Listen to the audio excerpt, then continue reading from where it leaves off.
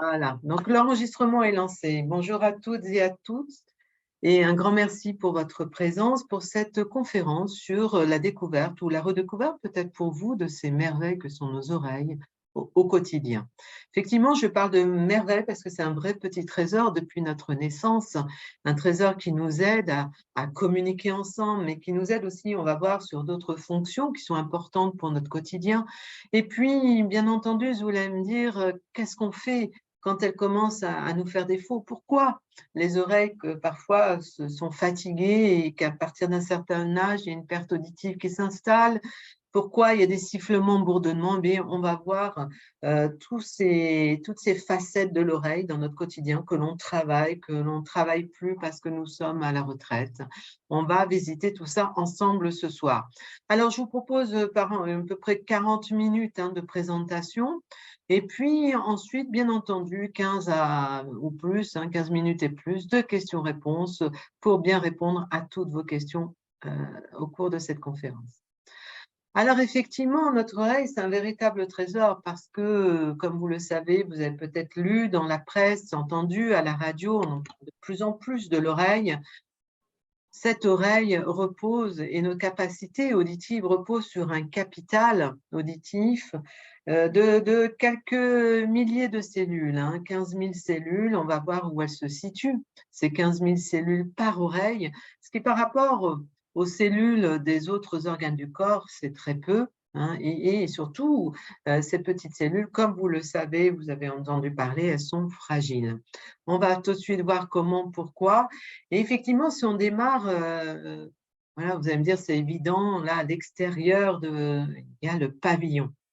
Le pavillon, chaque pièce de l'oreille a vraiment sa raison d'être. Et le pavillon va commencer déjà à nous aider à entendre, puisqu'il va, comme un cône, vous voyez, entre le pavillon et le conduit auditif, ça forme comme un cône, ça va aider les ondes, les vibrations de l'air, qui sont des ondes sonores, c'est de la vibration de l'air, et ça va amener ces ondes dans le conduit auditif. Donc le pavillon est important, vous voyez, et le pavillon, il est déjà personnel, même si les mécanismes sont chacun, pour nous tous, les mêmes, les mécanismes de l'audition, chaque pièce est vraiment personnelle. Et c'est extrêmement important, vous allez comprendre pourquoi tout à l'heure, j'insiste sur le fait que c'est personnel. Tellement personnel qu'à l'époque où on ne savait pas encore faire des empreintes digitales, on utilisait les dessins des pavillons d'oreille pour repérer, faire un fichier des malfrats. Donc le pavillon d'oreille, puis ensuite effectivement le conduit auditif. Les ondes vont arriver dans le conduit auditif et dans ce fameux conduit auditif, vous voyez, il y a des formes. Chacun va avoir une forme de conduit auditif. Ça, c'est extrêmement important. On va y revenir tout à l'heure également. Et dans ce conduit auditif, il y a une fameuse cire que les gens n'aiment pas. Cette cire qu'on appelle le cérumen, qui est jaunâtre, marron, qu'on a tous envie d'enlever. On gratouille avec les cotons-tiges, parfois avec d'autres choses. Mais attention, chaque chose, je vous l'ai dit, est importante dans l'oreille. Et la cire, et donc le cérumen, va aider aussi les ondes à bien surfer, à aller glisser jusqu'au tympan. Un petit temps sur cette fameuse cire qu'on enlève parce qu'elle protège aussi la peau le long du conduit auditif, elle protège la peau, cette cire. Et si vous grattez trop, vous allez atteindre la peau. Et plus vous allez atteindre la peau, plus ça va gratter. Et plus ça va gratter, plus vous prenez le risque d'un eczéma de la peau dans le conduit auditif. Donc, attention, soyez vigilants à cette affaire de coton-tige. Le cérumen est nécessaire. Vous allez me dire, mais alors comment on fait pour l'enlever? S'il y a un bouchon de cérumen, on va le faire extraire par le médecin. Et puis, si vraiment ça vous gêne, essayez plutôt avec des petits mouchoirs buvards absorbants, de manière à essayer d'enlever. Ça sera beaucoup moins irritant pour le conduit auditif. Les ondes vont donc glisser comme ça et vont faire vibrer le tympan. Le tympan, c'est une fine membrane. Alors peut-être certains ont été gênés parce qu'il y a des otites sur le tympan. Les otites soit du côté du conduit auditif, soit du côté là, de ce tuyau marron là, qui monte, et ce tuyau marron qu'on appelle la trompe de Stache. Ce qui est intéressant parce que vous voyez, dans le conduit auditif, il y a de l'air et dans la trompe de Stache, il y a de l'air. La trompe de Stache, et va rejoindre, il y a un petit trou au fond de votre bouche, hein, au niveau de la… Et du coup, il y a de l'air qui rentre et dans le conduit auditif, il y a de l'air. C'est pour ça que de temps en temps, quand vous prenez le TGV à pleine vitesse, quand vous prenez l'avion, parfois vous avez le sentiment que ça se bouche. Simplement, il y a un différentiel de pression. L'air, c'est de la pression. La pression dans le conduit auditif, la pression dans la trompe d'Eustache. Et c'est comme ça que parfois, on a ces petites trucs qui nous gênent. Pour ça qu'on vous demande de bien mâcher, de mastiquer un chewing-gum, etc., pour que les différentiels d'air se rééquilibrent. Ensuite, vous avez les petits osselets, là, marteau, enclume, étrier, qui vont venir. Donc là, on est vraiment sur de la mécanique, hein. Vous voyez, ça marche un peu comme un ah, je ne vais pas trouver le nom, et ça marche comme un ressort. Voilà, ça y est, comme un ressort. Et donc là, on est vraiment sur de la mécanique. Et ensuite, cette mécanique va mettre en mouvement le liquide qui est en cette forme d'escargot. Hein, vraiment, on dirait un escargot, vous voyez, avec la coquille. Et là, c'est une partie extrêmement importante aussi, puisque c'est là que se situent nos fameuses petites cellules sensorielles de l'oreille, celles qui sont extrêmement importantes, puisque c'est elles qui vont venir piquer le nerf auditif et transmettre les informations de ce fait au cerveau. Et voilà, le cerveau, effectivement, vous voyez que ces mécanismes sont au service de votre cerveau. Alors, ces fameuses petites cellules sensorielles, effectivement, qui sont peu nombreuses, elles vont tapisser, hein, le long de la coquille de l'escargot, de l'entrée jusqu'au fond, hein, au centre de la coquille. Et vous allez avoir d'abord les petites cellules à l'entrée qui sont reliées aux fréquences, à la perception des fréquences aiguës. Puis ensuite, plus on va dedans, les médiums, la perception des médiums, des fréquences médiums, et ensuite les fréquences basses qui sont au centre de l'escargot. C'est pour ça, hein, peut-être que certains déjà ont compris, c'est pour ça que l'on dit qu'on a l'habitude, à partir d'un certain âge, d'abord de perdre dans la perception des fréquences aiguës, tout simplement comme ces petites cellules reliées à la perception des aigus sont à l'entrée de la coquille de l'escargot, et c'est les premières qui sont un petit peu bousculées, un peu comme le vent dans les champs d'épis de blé, hein. Si le vent force, c'est les premiers épis de blé qui sont là à l'entrée sous la force du vent qui vont effectivement être fragilisés ou abîmés. C'est le cas également là pour ces petites cellules qui sont dans cette forme d'escargot qu'on appelle la cochlée. Et les anses que vous voyez, certains vont me poser la question, les anses que vous voyez en haut de la tête de l'escargot, c'est le centre de l'équilibre, le vestibule, là où se situent les petits cristaux liquides. Certains ont pu être gênés parce qu'il suffit de tomber parfois, hein, sur le trottoir, de donner un petit choc à la tête pour que les cristaux bougent et qu'on ait des pertes d'équilibre. Et donc, tout est relié ici. Et ensuite, surtout, ce qui est très important à comprendre, c'est qu'effectivement, à partir du moment où ces petites cellules sont soit engorgées, on va le voir, soit abîmées, mais donc elles envoient des informations qui sont difficilement décodables par le cerveau. Et oui, parce que tous ces mécanismes en lien avec le cerveau vont nous aider et il y a trois fonctions clés, hein, traditionnelles. Trois fonctions clés liées à ces mécanismes entre l'oreille et le cerveau. La communication, là, vous allez me dire, mais pas besoin d'avoir une conférence pour me dire que mon oreille me sert à communiquer. Mais attention, contrairement à peut-être ce que vous pensez, entendre va toujours être possible quand on va le voir, quand on commence à perdre un petit peu en audition. L'indicateur, ça va être la perte de compréhension de la parole. Mais on va toujours entendre, puisqu'il reste normalement, sauf cas particulier, des petites cellules de l'oreille à certains endroits qui vont quand même transmettre de l'information sonore. Donc, votre cerveau, il va continuer à entendre, mais est-ce qu'il va bien entendre? Est-ce que les informations qui sont envoyées par les cellules au cerveau sont facilement décodables pour avoir une bonne compréhension de la parole? C'est là où il faut faire la différence entre entendre et bien entendre, c'est-à-dire pouvoir bien comprendre en toutes circonstances, même quand il y a 2-3 personnes autour qui parlent. C'est le vrai indicateur. Donc, attention entre entendre et bien entendre, de bien faire la différence dans votre quotidien. Ensuite, il y a deux autres fonctions qui sont extrêmement aussi importantes dans notre vie, hein, qui sont reliées à ces mécanismes entre l'oreille et le cerveau. L'alerte.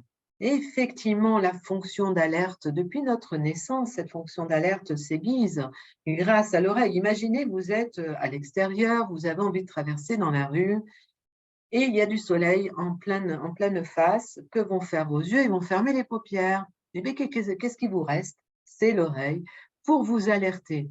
Ce qui permet de comprendre pourquoi l'oreille n'a pas de clapet, elle n'a pas de paupières, elle n'a pas de clapet, pour se protéger naturellement et notamment se protéger des bruits un peu trop toxiques pour elle quand ils sont forts et qui durent longtemps. Donc, vous voyez que la fonction d'alerte est importante parce que plus on arrive à s'appuyer sur cette fonction d'alerte, plus on se sent en sécurité dans son environnement, que ce soit de l'environnement personnel de vie ou dans l'environnement professionnel. Je suis dans mon bureau, il y a des gens qui arrivent, je ne les entends pas, je vais sursauter et ça va me crisper et ça va modifier ma qualité relationnelle. Et ensuite, une troisième fonction reliée, c'est les émotions. Effectivement, depuis notre naissance, aux différents sons, on associe des émotions. Et quand l'oreille, pour différentes raisons, fatigue ou parce qu'on a perdu un petit peu en capacité auditive, on va se mettre à parler plus fort, on va tirer sur les cordes vocales, on va plus moduler sa voix. Donc, on va transmettre beaucoup moins d'émotions. Donc, vous voyez que là aussi, c'est extrêmement important parce que d'un seul coup, soit parce que notre oreille est fatiguée, soit parce qu'il y a une perte de capacité auditive, même légère, on va parler plus fort et on va donc du coup apparaître un petit peu plus raide dans l'échange avec nos collègues ou avec nos proches et vont avoir le sentiment que d'un seul coup, on est bougon. Eh bien non, c'est pas forcément, en tout cas, ce n'était pas l'intention qu'on avait initialement dans l'échange. Donc, vous voyez que dans cette interaction entre le cerveau et les mécanismes là au niveau de l'oreille, la moindre gêne auditive, qu'elle soit liée à la fatigue, et je vais vous expliquer cette affaire de fatigue auditive ou de perte de capacité auditive, on va avoir des difficultés de compréhension de la parole qui vont amener des difficultés de concentration, qui vont amener du stress, qui vont contribuer à la fatigue générale, des maux de tête, etc. Donc, soyons vigilants à cette oreille et on va voir comment on peut être vigilant. Parce que de cette manière-là, et nous l'avons compris que récemment, grâce à des études en neurosciences qui sont parues en 2014 et 2016, donc vous voyez, ça ne remonte pas si loin que ça dans le temps, on nous a démontré qu'effectivement, si on n'agissait pas, eh bien, c'est le cerveau qui est mis en difficulté. Si notre cerveau est mis en difficulté, on va essayer de décoder, de comprendre. Donc, il va forcer. Hein, donc, forcer, ça veut dire que il va essayer de produire quelque chose en prenant encore plus de temps, plus d'énergie. C'est là où on va avoir des difficultés de compréhension de la parole, des difficultés de concentration. Ça va générer de la fatigue, etc. Et surtout, si on laisse faire, notre cerveau va être moins stimulé, moins correctement stimulé et donc du coup ça va jouer sur nos capacités cognitives, vous l'avez vu avec la fonction au travers des émotions dans nos capacités relationnelles. Et c'est vrai que si on laisse faire une perte auditive qui met un petit peu en difficulté notre cerveau, on va avoir tendance à se mettre en retrait des autres parce qu'on va demander une fois, on va demander deux fois, on va demander trois fois et puis on va plus oser demander. C'est naturel, c'est humain. Et puis, donc, ça va jouer. Du coup, on va se mettre en retrait. Attention du retrait parce que pour notre cerveau, le plus grand stimulus pour notre cerveau, c'est la relation sociale, c'est l'échange entre nous qui permet de bien stimuler notre cerveau. Donc, attention à s'il y a une perte auditive ou une gêne auditive qui est là, à vérifier de manière à ne pas être en difficulté et à bien garder une bonne qualité de relation sociale. Parce que, effectivement, comme je vous l'ai dit, ça va jouer sur votre tonus. Tonus, en fonction des âges, si, par exemple, la fonction d'alerte. Si j'arrive plus à m'appuyer suffisamment sur mon oreille pour me sentir en sécurité dans mon environnement, ben, je vais peut-être ne plus oser aller dans la rue parce que je ne serai pas en sécurité s'il y a une trottinette, un vélo, à ne plus pouvoir l'entendre ou moins l'entendre. Et du coup, si je n'ose plus sortir, je vais rester dans l'appartement, je vais devenir plus sédentaire. Mon tonus physique va aussi en prendre un coup. Et puis, ça va jouer sur notre morale puisque là, il y a vraiment une relation étroite entre la relation sociale et le moral. On l'a tous vécu, on a tous été en difficulté ces dernières années. Je n'ai pas besoin d'aller plus loin pour vous démontrer pourquoi la relation sociale nous aide au tonus aussi psychologique. Alors, dans notre vie, qu'est-ce qui va jouer un peu les grains de sable dans cette mécanique? Il y a effectivement le bruit très fort qui va pouvoir effectivement atteindre les cellules de l'oreille, les abîmer. À partir du moment où une cellule est abîmée, elle a la propriété de se laisser mourir. Et aujourd'hui, en termes de science, nous ne savons pas remplacer ces cellules de l'oreille et nous ne savons pas, en gros, guérir de la perte auditive. Nous savons prendre en charge médicalement, nous savons accompagner médicalement, mais nous ne savons pas encore guérir. On s'occupe de l'oreille, la curiosité scientifique de l'oreille, et surtout depuis 40 ans. Et grâce à l'imagerie médicale, on est en train de faire des progrès merveilleux. Donc, il y a des recherches sur le code génétique, il y a des recherches au niveau des mécanismes internes, etc., au niveau du cerveau, etc. Donc, ça progresse, mais à ce jour, attention, nous ne savons pas encore remplacer, nous savons, et j'insiste, prendre en charge médicalement, on va en parler. Puis, il y a également au quotidien une petite chose qu'on ne connaît pas bien, on ne nous a pas expliqué jusqu'à présent. On comprend mieux la parole en se levant qu'en se couchant, tout simplement parce que, comme nous, nos cellules de l'oreille sont soumises au stress. Toute la journée, nous vivons des expositions sonores et ces expositions sonores, si on y prend garde et si on ne laisse pas un petit peu souffler l'oreille, vont être soumises au stress, ce qu'on appelle le stress acoustique. Plus le stress acoustique est présent au niveau des cellules, plus les cellules sont engorgées, et plus les informations qu'elles transmettent au cerveau vont être difficilement décodables.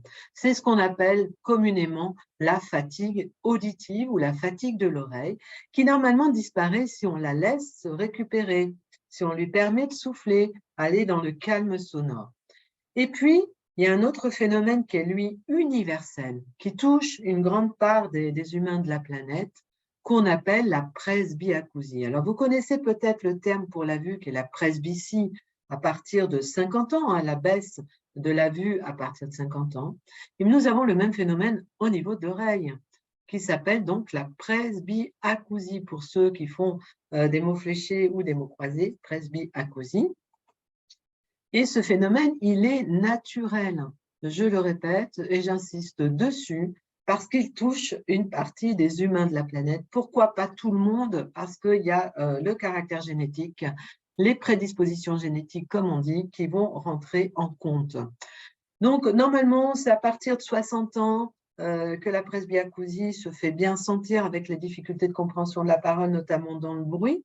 Mais aujourd'hui, nos modes de vie, comme le sonore est omniprésent dans notre vie, que l'on soit au travail, que l'on soit dans la rue, que l'on soit à la maison, voire tard le soir, de ce fait, on est en train de faire glisser un petit peu la presbyacousie vers 55 ans, donc de manière beaucoup plus précoce qu'autrefois.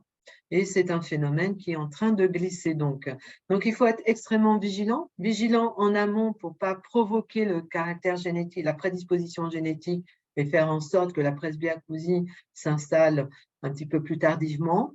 Et puis, être vigilant également quand on a des difficultés de compréhension de la parole, d'aller vérifier auprès, et on va voir de qui, mais déjà, je veux vous le dire, du médecin ORL. Alors, effectivement, il y a un petit bug sur mon… alors, effectivement, parce que ça concerne 30 à 40% des personnes de 60 ans, etc. Et, excusez-moi pour le petit bug sur le PowerPoint. Et donc, on voit quand même la courbe, vous voyez, à partir de 40 ans, la baisse, à partir de 60 ans, la baisse. Et c'est vrai que la tendance, c'est de perdre un petit peu sur les fréquences de la parole.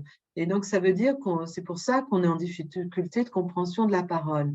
Alors, on peut, bien entendu, avoir plein d'actions en prévention primaire individuellement, pour soi personnellement, faire attention quand on est sur les espaces collectifs à la production sonore. N'oublions pas qu'au-delà du matériel, qu'au-delà de la caractéristique acoustique de la salle de classe, du bureau, etc., des bâtiments, nous sommes aussi chacun individuellement producteurs de bruit. Donc, faisons attention, prenons garde, allons vers des modes de vie collectifs qui intègrent cette dimension de nécessité de réduire le volume des expositions sonores au cours de nos journées, qu'on soit chez l'enfant, qu'on soit chez l'adulte, qu'on soit également senior retraité. Donc, il faut absolument mettre en place des choses au niveau individuel et collectif, que l'on soit en travail, que l'on soit en télétravail, parce que contrairement à ce que l'on pense, peut-être que certains d'entre vous sont aussi parfois en activité en télétravail du fait de l'expérience Covid, etc. Nos oreilles restent sollicitées. On pensait qu'effectivement, travailler de chez soi ou en tout cas à l'extérieur du collectif allait régler cette problématique de bruit. En tout cas, moi, si je me cale au niveau de l'oreille, mais nos oreilles restent sollicitées parce qu'on a quand même tendance à mettre des casques, à mettre des écouteurs pour suivre les réunions ou les échanges quand on en a via la visioconférence. Et puis parfois, vous avez peut-être des métiers également, quand vous faites du bricolage dans les locaux, etc., ou autres, on a des perceuses qui dépassent les 80 décibels, on a plein d'outils qui dépassent 80 décibels. À partir, et surtout au-delà de 80 décibels, d'intensité sonore. N'oubliez pas que 80 décibels, c'est un peu le niveau sonore d'un aspirateur d'ancien temps. Aujourd'hui, on est autour de 65 décibels dans la nouvelle génération d'aspirateurs.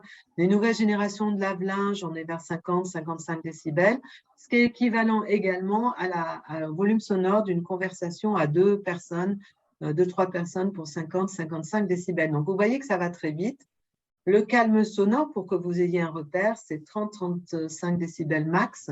C'est effectivement ce niveau-là qu'on recherche. Et donc, vous voyez, je voulais effectivement vous montrer également des petites cellules quand elles sont saines à gauche, là, le petit rectangle à gauche de votre écran. Et puis, vous avez des cellules qui sont abîmées. Vous voyez, c'est un peu l'effet d'un ouragan sur un champ d'épis de blé où soit les épis ont été arrachés, soit abîmés.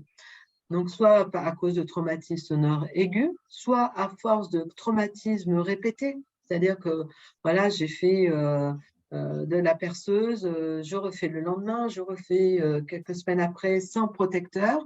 Vous savez, l'oreille n'a pas de protection naturelle parce qu'elle a cette fonction d'alerte, c'est un radar sonore. Donc, il faut absolument aussi, dans ces situations-là, ne pas hésiter à porter un casque pour protéger son oreille, que l'on soit soi-même bricoleur ou qu'on soit à côté du bricoleur, parce que nos oreilles sont aussi soumises à l'exposition sonore si on est à côté du bricoleur. Alors, il y a effectivement des bonnes pratiques. Dans les bonnes pratiques, je vous l'ai dit au quotidien, il faut absolument qu'on intègre un temps de récupération à notre oreille. Donc, normalement, la durée de nuit de 7 heures permet d'offrir ce temps de récupération et de sortir du stress acoustique. Et c'est pour ça que le lendemain matin, on va mieux comprendre la parole que le soir quand on va se coucher. Et bien entendu, si l'on peut, au cours de la journée aussi, prendre des temps, de bien intégrer des temps de récupération à son oreille pour la laisser respirer un petit peu de ce son. Mais surtout, la règle d'or, ça va être aussi le parcours de santé, de bien penser à intégrer dans votre check-up de santé le suivi de votre audition. Encore un Français sur deux selon nos baromètres, et ça ne change pas depuis des années. Notre baromètre santé nous indique qu'un Français sur deux n'a jamais réalisé de bilan complet de son audition chez le médecin spécialiste, qui est le médecin ORL. Donc, un bilan tous les 5 ans, ça serait pas mal. Et surtout, l'indicateur, à partir du moment où vous sentez qu'en réunion de famille, qu'en réunion de travail, que quand vous allez dans le magasin, vous avez du mal à suivre la conversation, c'est-à-dire à comprendre la conversation, la seule manière de savoir si c'est juste parce que je suis fatiguée ou que je n'ai pas fait attention, la seule manière de savoir, c'est effectivement le médecin spécialiste, le médecin ORL, qui va faire tous les examens avec vous, vous poser des questions également sur votre gêne au quotidien, votre gêne éventuel, et puis également savoir peut-être qu'il y a des sifflements bourdonnants aussi dans vos petites oreilles, ce qu'on appelle les acouphènes, parce que c'est de plus en plus présent au sein de la population. L'information sur les acouphènes est montant également. Donc, on sait mieux ce que c'est ces sifflements de bourdonnement. La case départ, vous le savez, dans le parcours de santé, c'est le médecin généraliste. Osez bien expliquer à votre médecin généraliste, même s'il vous connaît depuis des années, comment vous êtes gêné au quotidien, dans quelle situation, de manière à motiver la consultation spécialiste, qui est le médecin ORL, en fonction des examens qu'il va réaliser, les examens cliniques, plus les questionnements que le médecin ORL va vous poser. Il va donc, ça va l'amener à poser un diagnostic sur une éventuelle perte auditive. Et donc, l'audioprothèse, il va peut-être possiblement vous prescrire la nécessité de port d'audioprothèse ou de prothèse auditive ou d'aide auditive, comme vous voulez l'appeler. Et ça sera ensuite le rôle de l'audioprothésiste de vous accompagner dans cette adaptation, dans le choix des aides auditives, dans l'adaptation, dans le réglage et sur toute la vie de vos aides auditives, de vous accompagner dans les réglages, le nettoyage, etc. Et puis, il y a d'autres professionnels également qui peuvent intervenir, comme les orthophonistes qui peuvent, en cas de perte auditive, aussi accompagner en complément des aides auditives pour nous aider à nous habituer. L'orthophonie sur ordonnance du médecin ORL ou du médecin généraliste, c'est totalement pris en charge par la sécurité sociale.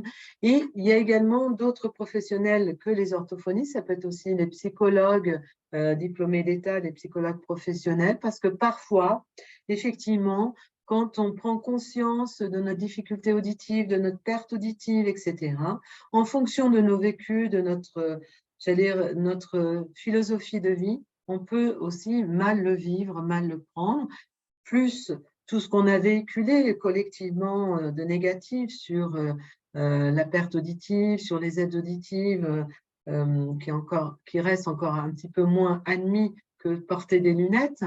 Du coup, parfois, en fonction des aléas de notre parcours de vie, c'est aussi important de se faire, d'aller pouvoir échanger, de pouvoir s'harmoniser, de pouvoir gérer les émotions que suscite cette perte auditive par rapport à l'image de soi, par rapport à la relation aux autres, et de s'inscrire plutôt dans la continuité que dans l'avant, l'après. C'est-à-dire avant la perte auditive et après, quand je porte des aides auditives, c'est naturel. Pour une grande partie de la population, la presbyacousie, je le répète, est un phénomène naturel lié au vieillissement naturel de notre corps et des cellules de notre oreille. Alors, bien entendu, pour nous aider, parce qu'effectivement, on a compris que la finalité, c'était quand même de maintenir les bonnes interactions, la bonne stimulation de notre cerveau, et que parfois, il fallait aider notre oreille à pouvoir faire en sorte que notre cerveau ne soit pas mis en difficulté. Donc, grâce aux études qui nous ont démontré ça, les pouvoirs publics ont levé le frein d'accès financier, parce que pendant longtemps, le coût financier d'accès aux aides auditives était un véritable frein pour de nombreuses personnes. Et donc, le pouvoir public, depuis le 1er janvier 2021, a mis en place le 100% santé audioprothèse de manière à faciliter l'accès, à ce qu'il n'y ait pas de reste à charge pour pouvoir enfin, puisque c'est la seule solution médicale pour le moment que nous ayons sous la main quand il y a une perte auditive. Bien entendu, il y a d'autres solutions quand on a des grosses pertes auditives ou que l'escargot n'a pas de cellules dedans. Il y a certains cas de naissance où on n'a pas la cochlée de présente ou les éléments qui sont dans la cochlée. On va aller sur des implants cochléaires. Et ayez en tête que pour chaque cas de perte auditive, nous avons médicalement des solutions. Pour la majorité, quand on est dans le cas de la presbyacousie, nous allons avoir le 100% santé pour l'accès donc aux aides auditives de manière à ce qu'il n'y ait pas de reste à charge de votre poche. Et ça, c'est extrêmement important. Les audioprothésistes sont obligés de vous proposer le 100% santé, mais ils peuvent aussi vous proposer les appareils de classe 2, le classe 2. Alors, c'est quoi le classe 1? C'est quoi le classe 2? Vous allez me dire. Le classe 1, ce sont des appareils qui ont été référencés par les pouvoirs publics avec les audioprothésistes et les fabricants de manière à pouvoir répondre à la majorité des besoins de la majorité des personnes. Donc, ce ne sont pas des aides auditives de bas de gamme. Souvent, on nous pose la question. Ce sont des aides auditives qui ont été négociées par les pouvoirs publics pour qu'elles soient suffisamment performantes pour aider à pouvoir comprendre quand on est en situation, au restaurant, en famille, en réunion, de comprendre deux personnes qui sont en face de nous avec du bruit autour. Aujourd'hui, toute la recherche dans les aides auditives est d'améliorer le traitement du son, du son de la parole, pour pouvoir justement aider le cerveau à pouvoir garder une interactivité rapide de compréhension de la parole, même quand on est un petit peu en compétition de bruit, avec du bruit autour. Donc, la classe 1, elle répond à ce cahier des charges. Elle a également des options possibles, par exemple, en cas d'acouphène. Certains vont peut-être me parler des acouphènes. En cas d'acouphène, s'il y a une perte auditive associée aux acouphènes, parce que souvent, la presbyacousie s'accompagne de sifflements, bourdonnements, des acouphènes. C'est une des causes de survenue des acouphènes. Donc, on va pouvoir gérer avec les aides auditives. C'est pour ça qu'il est important de passer par le médecin ORL pour faire les examens nécessaires, parce qu'on sait repérer par des examens la fréquence, l'intensité de vos acouphènes pour pouvoir ensuite s'appuyer, si on le peut, s'il y a une perte auditive associée, qu'on a besoin d'un équipement en aide auditive, on va pouvoir programmer les aides auditives pour vous aider également à gérer les acouphènes de différentes manières. Donc, et puis, il va y avoir le Bluetooth, et puis il va y avoir, donc dans le classe 1, ce sont autant des intra-auriculaires, c'est-à-dire les petites aides auditives qu'on met dans le conduit auditif, ou les petits contours d'oreille également, qu'on voit beaucoup, qui sont de plus en plus petits grâce à la numérisation qui est survenue également dans les aides auditives, toutes ces nouvelles technologies qui a permis de miniaturiser. Attention, effectivement, parfois on aime aller vers l'intra-auriculaire parce que c'est plus esthétique, on ne va rien voir, les gens ne vont rien voir autour de nous. Mais ça va dépendre de comment est formé votre conduit auditif, ça va dépendre de votre production de cérumen. Imaginez que si vous produisez beaucoup de cérumen et que l'appareil est dans le conduit auditif, il va être très souvent bouché, l'appareil, donc il ne va pas vous apporter l'apport nécessaire, le confort nécessaire de compréhension de la parole. Donc, dans ces cas-là, on va plutôt aller sur des petits contours d'oreille. Donc, il y a vraiment, vous voyez, derrière le choix des aides auditives, pour vous, il y a vraiment des critères de sélection en fonction de votre constitution personnelle. Vous voyez, je reviens sur vraiment l'audition, c'est très personnel, c'est très individuel. Donc, ce qui veut dire que les appareils auditifs que vous avez, vous ne pouvez pas le donner à votre conjointe ou à votre conjoint, parce qu'elles sont réglées à votre besoin à vous, elles ont été sélectionnées pour votre constitution à vous. Donc, le classe 1 est obligatoirement à 950 € maximum avec la sécurité sociale qui va mettre 240 € et votre complémentaire santé qui va compléter pour 0 reste à charge. Sur le classe 2, elles ont été, malgré tout, la fourchette est de 1 700 € par oreille maximum en classe 2. Alors, les appareils de classe 2 vont avoir un petit peu plus de canaux de réglage et puis surtout de la technologie beaucoup plus poussée avec des capteurs de biorhythme, des Bluetooth encore plus développés, etc. Mais voilà, quand on a une activité commerciale ou une activité où on a beaucoup d'interactions par téléphone, beaucoup d'interactions sociales, effectivement, en fonction de notre situation, le classe 2 peut être un petit peu plus performant pour nous suivre dans nos rythmes de vie. Et ça dépend de l'intensité, de la nécessité des interactions sociales. Imaginez, un commercial qui est toute la journée en train d'échanger, il a besoin effectivement que les aides auditives puissent suivre et qu'il puisse garder son mode de vie et de travail. Donc, c'est pour ça que là, il est important de voir, bien entendu, sur classe 2, la sécurité sociale de 140 € et le reste, en fonction de votre complémentaire santé, va rester à votre charge. Il va y avoir du reste à charge. Mais attention, je le répète, la classe 1 est très performante. N'ayez pas à l'esprit, comme souvent on nous le dit, que c'est du bas de gamme et non, ils ont été vraiment sélectionnés. Il y a eu un cahier des charges et des négociations très strictes, sachant que les aides auditives, c'est pour 4 ans. Donc, l'audioprothésiste va vous accompagner pendant 4 ans, voire plus. Si au bout de 4 ans, vos aides auditives fonctionnent bien, que vous en êtes content ou contente, vous pouvez les garder et l'audioprothésiste va continuer à vous suivre et c'est prévu dans les 950 € d'origine hein, de votre premier équipement. Vous n'allez pas payer à chaque visite. Vous avez au moins 2 visites prévues dans l'année de manière à vérifier l'état technologique, le nettoyage, etc.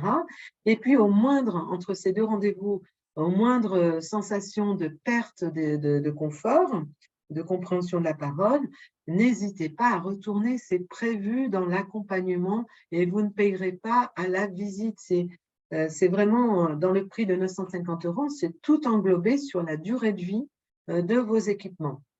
Sachant que donc un renouvellement est possible tous les 4 ans. Ce qui veut dire que je peux très bien, dans 4 ans, probablement que certains classes 2 certains appareils qui sont aujourd'hui en classe 2 vont basculer en classe 1, puisqu'on est aussi dans le processus, comme vous connaissez dans la technologie du high-tech, ordinateur, etc.